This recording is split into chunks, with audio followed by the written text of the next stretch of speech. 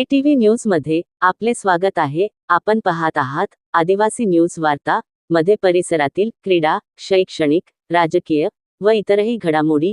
आता पाहूयात सविस्तर वृत्त। आदिवासी न्यूज वार्तासाठी नंदकुमार तोटेवाड। श्री रेणुका देवी मंदिर ते श्री दत्त शिखर घाटादरम्यानच्या जंगल परिसरात भीषण वणवा लागल्याने मोठ्या प्रमाणात वनसंपदेचे नुकसान झाले आहे।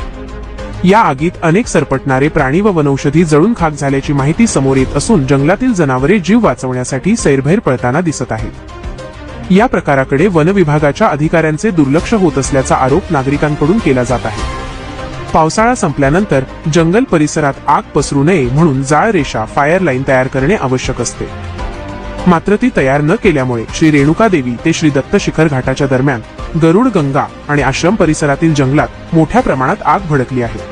ही आग मंदिर परिसराकडे पसरू नये यासाठी तातडीने उपाययोजना कराव्यात, अशी मागणी भाविक व नागरिकांकडून केली जात आहे। गरुड गंगा ते दत्त शिखर मार्गावरून जाणाऱ्या रस्त्यालगत पडलेल्या पालापाचोळ्यालाही आग लागल्याने संपूर्ण घाट परिसर धुराच्या लोटांनी व्यापला आहे। वन विभागाकडे आग विझवण्यासाठी आवश्यक यंत्रणा असतानाही प्रभावी उपाययोजना होत नसल्याचा आरोप स्थानिकांकडून करण्यात येत आहे। अग्निशमन वाहनाचीही उपलब्धता नसल्याने परिस्थिती अधिक गंभीर बनली आहे। दरम्यान गेल्या वर्षी वृक्षलागवड मोहिमेत तयार करण्यात आलेली रोपे जंगलात न लावता रस्त्यावर टाकण्यात आल्याचा आरोपही नागरिकांनी केला आहे। त्यामुळे कोट्यवधी रुपये खर्चून तयार केलेल्या रोपांचा काहीच उपयोग झाला नसल्याचे सांगितले जात आहे। वनपरिक्षेत्र अधिकारी यांच्या दुर्लक्षामुळे नैसर्गिकरित्या उगवलेली झाडे व औषधी वनस्पती आगीत जळून नष्ट होत असल्याचा आरोपही